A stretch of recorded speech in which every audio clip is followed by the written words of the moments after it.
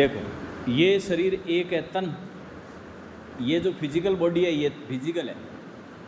Physical यूँ समझ लो बस है, बस का कोई रोल नहीं है।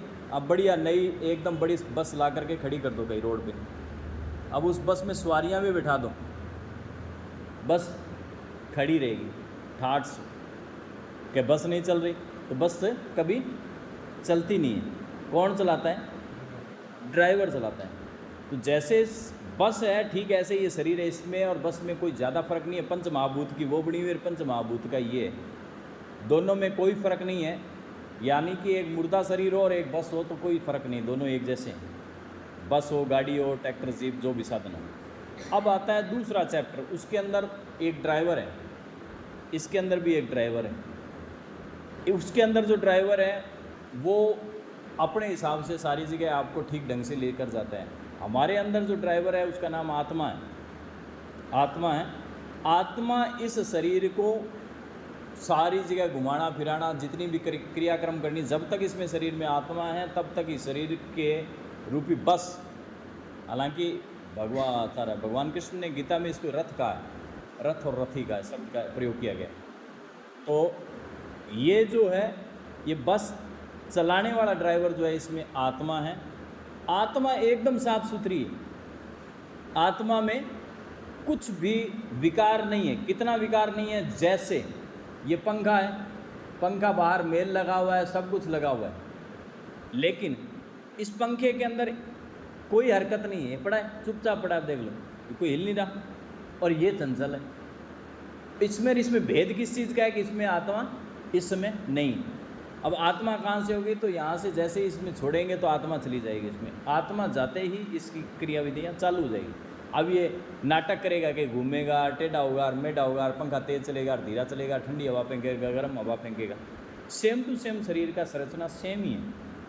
अब एक दूसरी बात, आत्मा ऐसे ही साफ है विवेक जी, जैसे इसके अंदर लाइट है। कभी लाइट में देख लेना मेल लगा हुआ होता है, कोई करंट जो होता है पहले तो दिखता नहीं। दूसरी बात, करंट में कोई मेल हो ही नहीं सकता। आप चाहे जितनी मिट्टी के अंदर दबा दें और करंट छोड़ दें, करंट आता तो रहेगा, लेकिन उसके कोई मिट्टी लग जाए कि जी अब तो करंट मिट्टी से भर गया, अब तो करंट पानी से भर गया, अब तो करंट को आज लाठी मारी थी या कोई कुहाड़ी मार दी थी तो इसलिए करंट कट गया। करंट वहाँ से कुछ नहीं होता। करंट ने अपना जो है ना तो पीछे रह जाता है, ऐसा भी नहीं है कि जी इधर वाली तार यहाँ से काट देंगे तो आगे वाली में करंट रह जाएगा और पीछे वाली में मतलब नहीं रहेगा, ऐसा नहीं। आगे भी ख़त्म, पीछे ही रहेगा, करंट पीछे रह जाएगा, आगे नहीं रहेगा। अर्थात सेम टू सेम आत्मा का स्वरूप ऐसा ही है, निर्लिप्त है, निर्विकार है, उस पर किसी भी प्रकार का कोई जो है उस पर कोई भी भाव अपने लगते नहीं है। अब ये तो है एक चैप्टर, इसलिए हम सब जो है शुद्ध चैतन्य हैं, शुद्ध ब्रह्म हैं। हमें अहम ब्रह्मास्मि शब्द वेद वाक्य है, अहम ब्रह्मास्मि, मैं स्वयं ब्रह्म हूँ, हम ही भगवान है स्वयं। लेकिन ये मान ही नहीं सकते। क्यों नहीं मान सकते? क्यों अपने कह देते हैं कि कैसे हो सकता है, ये जो है इतना उल्टा सीधा कार्यक्रम करता है, कैसे भगवान हो सकता है? इसको तो भगवान मान लो। हम पति को, पत्नी को, माता को, पिता को, बच्चों को, कुत्ते को, बिल्ली को, सबको भगवान मानने के लिए तैयार ही नहीं है, जबकि है वो भगवान ही। जैसे अभी पंखा है तो पंखा करंट ही है, इसके अलावा कुछ नहीं। अगर पंखा करंट नहीं है तो ये पंखा है ही नहीं।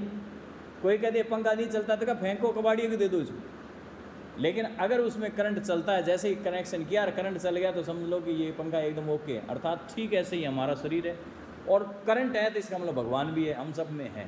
अब ये था एक चैप्टर। अब आता है दूसरा चैप्टर, विकार क्या है? तो हमारा प्रारब्ध होता है पिछला जन्म। शास्त्रों के हिसाब से साफ स्पष्ट तौर पर बातें लिखी हुई है कि हमारी 5 ज्ञानेंद्रियाँ कौन सी? नाक है, आँख है, कान है, जीभा है, रसना है, ये त्वचा है। ये सारी 500 ज्ञानेंद्रियाँ जिनसे हमें ज्ञान होता है। और 5 कर्मणेंद्रियाँ हैं, हाथ पैर गुदा उपस्थ, ये जितने भी हैं ये 500, 5 और 5 10 मिलकर के पूरे संसार को ग्रहण कर रहे हैं, लगातार ग्रहण करते हैं। आँखें लगातार दृश्यों को ग्रहण करती है, कान लगातार वाणी ग्रहण करता है, और जीभा आदि है लगातार स्वाद ग्रहण करती है, त्वचा स्पर्श ग्रहण करती है। ये सारे बाहर से ग्रहण करते हैं और फिर उसके हिसाब से रिएक्शन करते हैं। हाथ हिलता है, पैर हिलता है, अन्य जिनका काम जो है, जिसका काम शरीर के अंग का है वो काम करते हैं।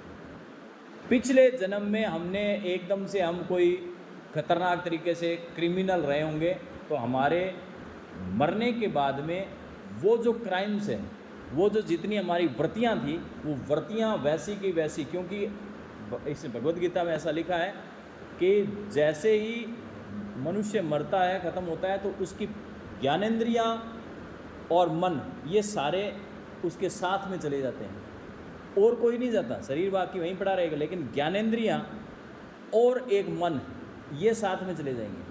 अब जहाँ आगे जन्म लेगा वहाँ पर वो उसके साथ में पुराना संस्कार आ जाएगा। तभी तो कहते हैं ना, कहते हैं कि बेटा बाप की तरह ही कर रहा है। ये जो है वो अपने बाप भी ऐसा ही करता था, बेटा भी ऐसा ही कर रहा है, ये बेटी भी ऐसी है जैसी इसकी माँ थी। इसलिए 7-7 पीढ़ी तक अपने चेक करते हैं, गाय लाते हैं तो भैंस लाते हैं, तो बकरी लाते हैं, तो ऊँट लाते हैं, तो कहते हैं कि इसकी नस्ल कैसी है। नस्ल शब्द जो आता है वो पिछले संस्कार को ही दिखा रहा है कि इसमें पूरे संस्कार हैं। यह है एक चैप्टर। अब क्या है कि हमारे अंदर विकार, अब अपने में तकलीफ़ क्या है, हम फंसते कहाँ पर हैं।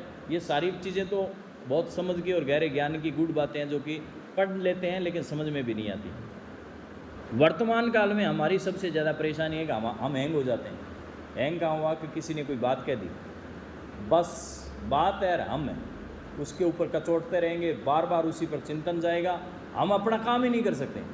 आपको काम करना है, मान लीजिए टीचर है, टीचिंग कराना है, लेकिन वो टीचिंग उसकी अधूरी रह जाएगी, उधर वाली बात याद आती रही, टक टक टक टक टक टक टक टक उसके दिमाग में ट्रिगर करती रहेगी। तोड़े कैसे, बड़ी बात तो लंबी हो जाएगी, तोड़े कैसे। बात आई, उसने ट्रिगर करी, किसी ने गलत ही बात कह दी, मतलब एकदम आपके विरुद्ध बात कह दी, गलत बात कह दी, और उस बात के कारण से आपका मन वहीं का अटका हुआ है, टक टक टक टक करता रह रहा है। तोड़े कैसे इसको, समाधान क्या है। अब यहाँ पर आता है ज्ञान, बुद्धि, जिसका नाम है बुद्धि, जिसका नाम है ज्ञान। ज्ञान क्या कहता है, ज्ञान और अज्ञान में भेद है। भगवद गीता में फिर इसका वर्णन लिखा हुआ है, ज्ञानी कौन और अज्ञानी कौन। ऐसे जानकारियों वालों को ज्ञानी नहीं कहा जाता है। अगर दुख आया और दुख आ रहा है आपको, तो आप ज्ञानी नहीं है। किसी की मृत्यु हो गई, आप खड़े खड़े रो रहे हैं बहुत बुरी तरह से, छोटा मोटा आंसू आ गया, ये आ गया, ये तो चलो इतनी ऊंची स्थिति नहीं हो सकती, लेकिन अगर आप विलाप कर रहे हैं 6 महीने बाद में, 3 महीने बाद में, 2 महीने बाद में, महीने भर बाद में, लंबा विलाप चल रहा है, तो समझ लें कि आप अज्ञानी हैं। क्योंकि ज्ञान ये कहता है कि जो आया है वो सो जाएगा।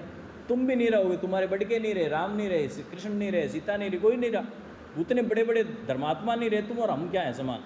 तो ज्ञान से उस बात को हमने काट दिया कि मरने वाला, और हम जाकर के बात भी किसके पास में करते हैं, ज्ञान की करते हैं। उसके घर पे जाते हैं तो क्या बातें करते हैं, ज्ञान की तो बात करते हैं। देखो भाई, जो आया है वो जाना ही पड़ेगा, सारे जाएंगे, भगवान के दिए हुए सांस थे, इतनी सांसें थी, ये सारे ज्ञान की बात है। ज्ञान की पंथ कृपाण की धारा पढ़त खगेश लगे नहीं बारा, वो वहाँ पर ज्ञान की बात से हम उसके अज्ञान को नष्ट कर रहे हैं कि अज्ञानी होकर रो रहा है, बार बार चिल्लपो कर रहा है, इसको मिटा दें। ऐसे ही जब किसी ने हमें कुछ कह दिया तो बात आ गई, अब हमारा अहम पर ठोस पड़ गया, अरे आपने मेरे को कह दिया, ये मेरा पति है इसने ऐसा कह दिया, ये पत्नी है इसने ऐसा कह दिया, भाई है इसने ऐसा कह दिया, माँ है इसने, आती रिश्ते गहरे हैं, वहीं पर ही पंगा पड़ता है, दूसरे का कोई पंगा नहीं पड़ेगा। जिसने गाड़ी निकाली रोड पर चलते हुए आपको, गाड़ी सही नहीं चलाई जाती है तुमसे, मारूंगा कान के नीचे, आप उसको 2 मिनट के लिए सुनते हैं, पागल है, वो चला गया, आपने कोई दिमाग नहीं लगाया। हो सकता है आप थोड़ा थप्पड़ मुक्की मजबूत हो तो थप्पड़ मुक्की भी कर लोगे, लेकिन बाद में मुद्दा खत्म। ये नहीं कि पूरी उम्र उसके साथ में घूमते रहोगे, नहीं, कुछ देर के लिए हो सकता है जघन्य अपराध भी हो जाए, लेकिन बाद में उसके प्रति कोई आपका नहीं भाव नहीं रहता। लेकिन घर वालों के प्रति हमारा जो द्वेष भाव होता है वो कठिनतम लेवल पर पहुंच जाता है। ये पति है, उसने कह दिया, ये पत्नी है, उसने कह दिया, ये मेरे बेटे ने कह दिया, मेरी बेटी ने कह दिया, मेरे भाई ने कह दिया, मेरे सगे ने कह दिया, मेरे मित्र ने कह दिया, मेरे पड़ोसी ने कह दिया। हम इनसे ही तो घनिष्ठ होते हैं, यही रिश्ते गहरे हैं, और इनके द्वारा कई बात ही हमारी टीस बन जाती है, और हम फिर उससे या तो मुख मोड़ लेंगे, बात नहीं करेंगे, आदमी खराब है, आलोचना करनी चालू कर देंगे, ईर्ष्या का भाव आ जाएगा। योग में इसको राग और द्वेष शब्द कहा गया, राग और द्वेष। राग किस में, जो जो आपको अच्छा लगता है उसमें राग होगा, जो जो बुरा लगता है उसमें द्वेष होगा। द्वेष क्या है, किसी ने अच्छा मकान बनाया, हमारे मन से अगर उसके लिए दिल से प्रशंसा नहीं निकल रही है तो समझ ले आप में द्वेष है। अगर किसी ने मकान बनाया, किसी की नौकरी लगी, किसी ने अच्छा कपड़ा पहना, किसी ने मतलब बहुत सुंदर दिख रहा है, और आपके मन कह रहा है कि यार वास्तव में ये सुंदर है, और आपका मन नहीं कह रहा है कि उसको कह दें, क्योंकि द्वेष भाव है आपके अंदर, तो द्वेष अंदर बैठा हुआ है, चाहे वो फिर आपका कोई रिश्तेदार है, जानकार है, कुछ भी है। ऐसे ही चिंतन के अंदर से ये राग और द्वेष हमें अपने आप को ज्ञान से ही मिटा सकते हैं। ऐसे नहीं कि जा करके कोई ऐसी दवाई आए जिसको ले लो राग द्वेष मिट जाए, नहीं मिटेगा। ज्ञान क्या कहता है कि वो अपने कर्म भोगेगा, तुम अपने कर्म। किसी ने गाड़ी निकाल दी, 2 मिनट के लिए हो सकता है अपने को आवेश भी आ जाए, बुरा भी लग जाए, लगना भी चाहिए, कोई परवाह नहीं, लेकिन आधे घंटे बाद में ज्ञानी व्यक्ति के तो तुरंत ही, जिन पूर्ण ज्ञान की स्थिति में उसका तो तुरंत ही उससे कोई फायदा मतलब ही नहीं निकलेगा, कह दिया ठीक। और अज्ञानी होगा, थोड़ा कम ज्ञानी होगा तो वो 10-15 मिनट बाद में भूल जाएगा। और बहुत ज़्यादा ही महामूर्ख हो, अब देख लो ये हमारी कैटेगरी है, दूसरे की नहीं है, महामूर्ख हो उस बात को रट लेगा, मेरे को ऐसे कैसे कह दी, उसने ऐसे कह दी, ऐसी उसकी मजाल कैसे हुई कि मेरे को ये शब्द कह दी, उसके ऐसे विचार कैसे। ये महामूर्खता की निशानी है, चाहे मैं हूँ और चाहे आप हैं, चाहे XYZ है। ये ज्ञान का शब्द नहीं है, लैस मात्र नहीं है, चाहे पढ़ा लिखा चाहे कितना भी हो, उसने ऐसे कहा कैसे, तो इसका मतलब अज्ञानता है भयंकर भरी हुई अंदर कि उसने ऐसे कहा। अगर इसमें राग है, इसमें द्वेष है, इसमें काम है, इसमें क्रोध है, इसमें लोभ है, इसमें मोह है, इसमें ईर्ष्या है, इसमें दोष है, तो इसके अंदर से निकलेगा क्या? वही तो निकलेगा, या तो राग निकलेगा, द्वेष निकलेगा, ईर्ष्या निकलेगी, मोह निकलेगा, लालच निकलेगा, क्रोध निकलेगा, अहंकार निकलेगा। अगले पास मानी हुई है। अगर वहाँ संत खड़ा होगा, संत के पास में खड़े होगे तो संत क्या निकालेगा, अरे भाई भगवान का नाम लिया करो, राम नाम जपा करो, पूजा करा करो, नहाए कि नहीं नहाए, नहाना चाहिए, ऐसे करना चाहिए, वैसे करना, ये संत की बात, उसके अंदर भरा हुआ ही वही है। अब सामने वाले में भरा हुआ वो ये गालियाँ तो निकाले गए, निकाल दी, बेवजह निकाल देते हैं। कई बार हम हमारा तो खुद, दूसरों की बात तो क्यों कहते हैं, हम तो खुद हैं बहुत बार मतलब बुरी तरह से धोए हुए हैं। धोआ मतलब जैसे वॉशिंग मशीन में धोते हैं ना कपड़े को, या वॉशिंग मशीन वाली थोड़ी कम है धुलाई, ये थापी से कूट कर धोते हैं, तो ऐसे कई बार हमारा कोई लेना देना नहीं है, वहाँ पर बढ़िया धो देते हैं, वो धो दिया ठीक। धोने का मतलब जचा करके उल्टी सीधी बात, बाद में गलती होगी, कोई बात, जो हुआ ठीक है, 6 महीने बाद में, कोई 2 महीने बाद में, कोई साल भर बाद में। ज़्यादातर का तो बंटाधारी हो जाता है, अपने आप ही बंटाधार हो गया। ये और क्लियर कट है, अगर आपने किसी को कुछ कहा नहीं, आपके द्वारा आपके ऊपर कोई भाव करता है, गलत भाव करता है, और आप शुद्ध हैं, सामने वाले का बंटाधार 3 महीने में, 6 महीने में, साल में, 2 साल में, 5 साल में, चाहे वो कोई भी हो, कितना ही बड़ा हो, कितना ही अच्छा हो, कितना ही कुछ भी हो, अगर गलत बात करेगा तो गलत का रिजल्ट भुगतना पड़ेगा, चाहे मैं हूँ चाहे आप, उससे कोई फ़र्क नहीं पड़ता है। तो इसलिए ज्ञान की बात ये है कि बुद्धि के द्वारा ओवर थिंकिंग को काटना है। कैसे काटना? चिंतन चल गया नेगेटिव तो तुरंत ही छोड़ दें, होई सोई जो राम रचि राखा, लाइनें रट लें इनको, ये रटने वाली है, संतों की वाणियाँ हैं, रटने वाली है, 100 बार संत कहते हैं इसको, होई सोई जो राम रचि राखा। बेइज्जती हो गई, भगवान ने रच रखी है, पाप मिटाने। क्या कहते हैं संत प्रेमानंद जी का प्रवचन में क्या आएगा कि तुम्हारे तो पाप थे जिसने धो दिए, तुम्हारे को 100 लोगों ने गाड़ियाँ दी, ठीक करा, नहीं तो 100 बार लेनी पड़ती। वो एक बार में 100 लोगों ने मिलकर के गाड़ियाँ दे दी, बढ़िया गया। 100 लोगों ने कुटाई कर दी तो ठीक हो गया। अभी 100 लोग एक बार कूटते तो साल 2 साल में कुटाई होती रहती, एक दिन ही कूट काट कर नक्की कर दिया तो तुम्हारे तो सारा पाप खत्म कर दिया। अर्थात अब अगर गलत है तो गलत के साथ में गलत हो जाएगा, पुलिस वाले कर लेंगे, अपने आप ही रिजल्ट आ जाएगा। लेकिन अगर आप गलत नहीं है तो आपका पाप डूब गया, और जिसने धोया उसके हाथ मैले हो गए, उसने पाप चढ़ा लिया। जैसे ही आप शब्द से दूसरे की आलोचना करते हैं, सुनते हैं, देखते हैं, तीनों स्थितियों में आप पाप के भागी हो जाते हैं स्वयं ही।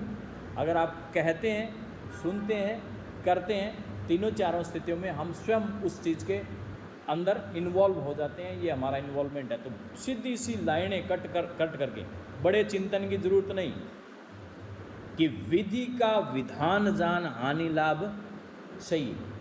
तो मैंने विधि विधान में 6 बातें बताई थी आपको कल परसों, रोज ही बताते रहते हैं बार बार। कौन सी 6 बातें हैं जो विधि विधान है? कौन सी? रट लो इनको। लाभ हानि, आप जोरदार मेहनत कर रहे हैं और आपको लाभ नहीं मिल रहा, मतलब आप नौकरी कर रहे हैं, कोई काम कर रहे हैं, कुछ भी कर रहे हैं और आपको मोटा लाभ नहीं मिल रहा, तो ये लाभ और हानि किसके हाथ में? विधि के हाथ में। विधि के विधाता जाने, उसका काम जाने। तुम्हारे भाग्य में उतना ही लिखा है, उससे ज़्यादा नहीं मिलेगा। उसके बाद में आता है क्या? जीवन मरण वाली आगे ले लेते हैं। उससे पहले मान अपमान, यश अपयश या मान अपमान।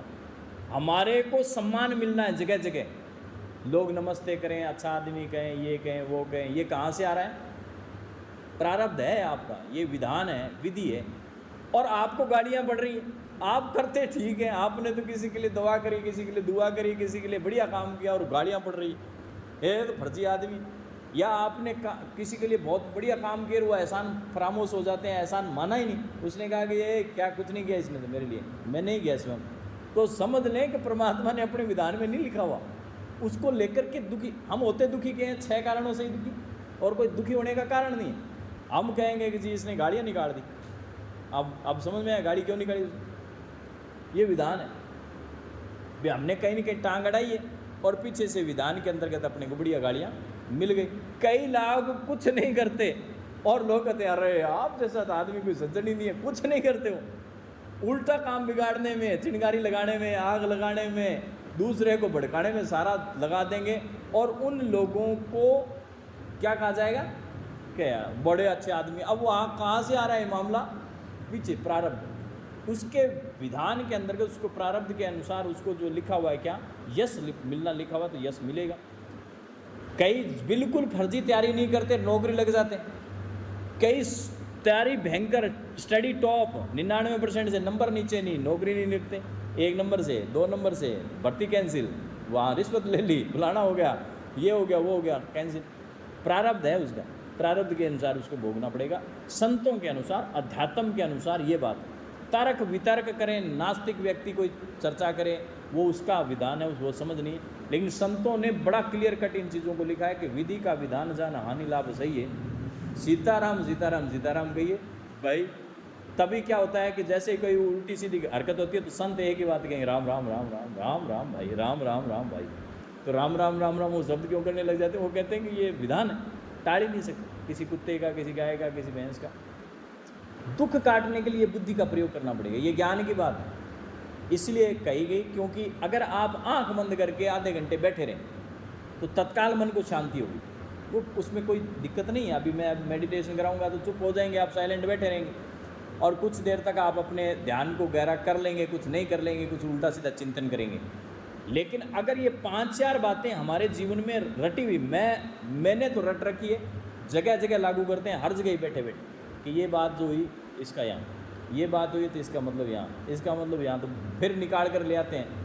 हो सकता है तत्काल में हमें भी क्रोध भी आ जाए, हम गलत बात भी हो सकता है उस समय कोई बोल भी दे, मुंह से निकल भी जाए, लेकिन तत्काल आधे घंटे बाद में, 1 घंटे बाद में उसको वहाँ से स्मृति से लगभग 99% साफ है, वाश आउट हो जाता है, चिंतन नहीं रहता। इतने बुरे बुरे जिन लोगों ने हमारे लिए किए होंगे, क्योंकि जीवन लंबा होता है, 30-40 साल आज जीवन जी रहे होते हैं, 30-40 साल में तरह तरह के लोगों से पालना पड़ता है, कहीं बस में, कहीं गाड़ी में, कहीं चलते, कहीं बैठते, कहीं व्यापार में, कहीं नौकरी में, रिश्तेदारी में, तरह तरह की जगह जगह पर अपने रहते हैं। तो ऐसी स्थिति में तरह तरह के लोग मिलते हैं, कोई कुछ भी, कोई कुछ भी, लेकिन उनके प्रति भाव थोड़ी देर के लिए रहा।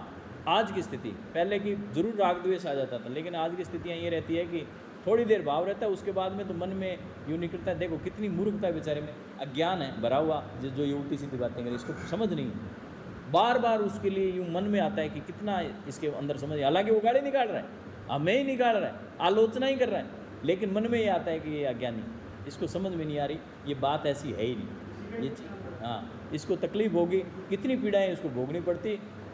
आप मानेंगे नहीं, बैठ करके गीता के पाठ करते हैं कई बार तो दूसरों के लिए कि इसकी सद्बुद्धि दे दे तो इसका कल्याण हो जाए, इसकी तो दुर्बुद्धि आ गई इसके अंदर। हालांकि हितैषी नहीं होते, लेकिन उससे क्या फ़ायदा। अपने संतों ने जो कहा है कि ऐसे कर सकते हैं तो कर सकते हैं। अब सामने वाले को अपने कहेंगे तू पूजा पाठ करा कर, नहीं मानता, उसको कहेंगे राम राम ले, को नहीं मानता, उसको कहें सही रास्ते चल रहे तो नहीं मानता। नहीं क्यों नहीं मानता, तो अपने को तो पता है कि उसका प्रारब्ध उसको करवा रहा है, प्रारब्ध के द्वारा वो घटित हो रहा है, उसकी दुर्बुद्धि आ गई। तो कुल मिलाकर के यहाँ पर बात सार में क्या आई, कोई कुछ भी कहे, योग मार्गियों के लिए बताता हूँ, योग शब्द बड़ा उच्च है, ये योग आसन नहीं है जो आप इधर लगा के बैठ कर ये कर लिया वो कर लिया। इतना आसन अगर योग होता तो सर्कस वाले सारे तपस्वी होते 1 नंबर के, हम और आप उनके आगे कुछ नहीं लगते, ये रंच मात्र नहीं है। जितने सर्कस में जो लड़कियां, जो लोग उसमें जो करते हैं ना, आसन करते हैं कठिन तरीके से, वो शरीरों को मोड़ते तोड़ते हैं, तो अपना उनके आगे कुछ नहीं है, रंच मात्र नहीं है, और दुनिया में बहुत बैठे। लेकिन असल में योग क्या है, मन को और अपने तन को मन और तन दोनों को कंट्रोल कर लेना ही योग है। ये दोनों कंट्रोल में आ गए तो जो चीज़ आप चाहेंगे, जो भी आप चाहे अच्छा चाहेंगे चाहे बुरा चाहेंगे, अगर आप अच्छे रास्ते पर चलना चाहते हैं तो अच्छे रास्ते पर आपको चलने में वो पगडंडी बन जाएगी, आपका सहारा बन जाएगा, आपका एकदम से ज़बरदस्त तरीके से साथी बन जाएगा और आपको लिए चलेगा। चाहे वो दुख आए चाहे सुख आए, सबके जीवन में आता है। किसी की मौत होगी, किसी के घर में जन्म होगा, किसी के बीमारी आ जाएगी, हमारे ही आएगी। हम कौन से लगातार स्वस्थ थोड़ी रह सकते हैं। हम सब शरीर है, शरीर तो क्षय होगा ही होगा, धीरे धीरे कम ज़्यादा होता रहेगा। तो कुल मिलाकर के हानि लाभ कौन कौन से 6 बातें थी? रट लो, वो रट लो, कौन कौन सी, जोर से बोल लो तो क्या धीरे। यश अपयश, इसमें सारी बात आती है। और जीवन और मरण, किसी का जन्म होना, मान लीजिए किसी के बच्चे नहीं हो रहे, कई तो इतने आ जाते हैं कि जी मेरे तो बच्चे नहीं है तो जिंदगी आ रहे, तो यहाँ तो चाहते हैं कि बच्चे हो ही नहीं। हाँ, वो तो लोक लिहाज है, अन्यथा तो बच्चे हो ही नहीं। किस लिए कलेश पाड़ना है? बैठे बैठे भगवान का नाम लो, ठीक है। दाल रोटी देने के लिए आपका शरीर काम करे तो ठीक है। जब प्रारब्ध भोगना लिखा है तो 2 बच्चे होंगे चाहे 3 बच्चे होंगे, हो सकता है एक्सीडेंट में तीनों ही मरे, 2 मरे, प्रत्यक्ष उदाहरण है। यहाँ पर कई साधक है जिनमें से 2 के 2 थे, 2 चले गए, एक का एक था, एक खत्म, एक बेटा था एक बेटी थी, दोनों खत्म, एक कैंसर से चला गया, एक सामान्य एक्सीडेंटल से खत्म, वो बैठे हैं दोनों, कोई नहीं है नेड़े। प्रारब्ध उसका है, वैसा लिखा हुआ है प्रारब्ध के अनुसार, उसमें दुख कायका सुख कायका है तो लिखा है तो मिल जाएगा, नहीं तो नहीं। तो जीवन मरण अर्थात किसी की जिंदगी लिखी हुई है तो कोई मार नहीं सकता, और मरना लिखा हुआ है तो जिला नहीं सकता, 2 बातें, ये विधान है। उसके बाद में आता है हानि लाभ। हानि होनी है तो चाहे आप जितना, कोई भी आज बिजनेसमैन है, कोई गलत काम करता है कि दुकान खोलता है, कोई 50 लाख रुपए लगाता है बेचारा, जिसने भी लगाए वो बड़ी बुद्धिमानी से लगाता है, बड़ा अच्छा मुहूर्त देखता है, बड़े मन से जतन करता है, चाहे वो पापी हो चाहे अन्नाथ, कितना ही गलत भी होगा तब भी वो प्रयास करेगा कि फैक्ट्री दुकान जो भी खोलूँ मैं बहुत सुंदर तरीके से खोलूँ, लेकिन नहीं चली और 50 लाख का घाटा लग गया। अब वो उसको लेकर रोता रहे रात हर दिन कि जी मेरे तो 50 लाख लग गए, तो फिर तो मतलब ही नहीं है, अज्ञान है। क्या है? विधान है, पीछे से पहले से विधान है कि आपको लाभ मिलना ही नहीं। और कई देला नहीं लगाते और उससे लाखों रुपए बढ़ने लग जाते हैं, तो ये वो थोड़ी कर रहा है, उसका अगले का प्रारब्ध है, वो प्रारब्ध दिखा रहा है। हाँ, पहले का संचय माल पड़ा है पुराना, जो स्टॉक चल रहा है उसका यूज़ कर रहे हैं। अब वो चाहे देखते नहीं, कहीं शराबी कबाबी देखे हैं बिल्कुल ही फर्जी, और काम या धंधा या दुकानदारी या नौकरी जो भी होती है जोरदार बगाबग चलती है, अच्छे पैसे कमा रहे होते हैं, अपने को लगता है कि ये तो पापी। अरे यहाँ सुबह जाते हैं शिव जी को सींचने और जाकर के मंदिर में 2 घंटे हनुमान चालीसा, गायत्री चालीसा, एकादशी के व्रत, इतने सारे फंडे रखने के बावजूद भी हम तो दुख में रहिए। प्रारब्ध पहले तो प्रारब्ध बनाना, पाछे बना शरीर तो बाद की बात है, प्रारब्ध पहले रचना हो जाती है। हम सबके साथ में भी ऐसा ही है। तो सुख में, दुख में, लाभ में, हानि में, मान में, अपमान में अगर हम ज्ञान लगा लें बार बार क्योंकि रटने के बिना लगेगा नहीं, दिमाग में चढ़ा ही रहना चाहिए कि या तो ये मेरा प्रारब्ध भाई, ज़्यादा इसमें पंगेबाजी ना। अब इंद्रियां कंट्रोल करने की बात आती है, फिर अपनी इंद्रियों को कंट्रोल में रखना कि तत्काल में कई बार मुंह गलत बोल देता है, हाथ गलत चल जाते हैं, तो उस समय अपनी इंद्रियों को कंट्रोल में रखना है कि गुस्सा आ जाए तो तत्काल जगह छोड़ दें, क्रोध आ गया तो तत्काल ही वो जगह छोड़ दें वहाँ से।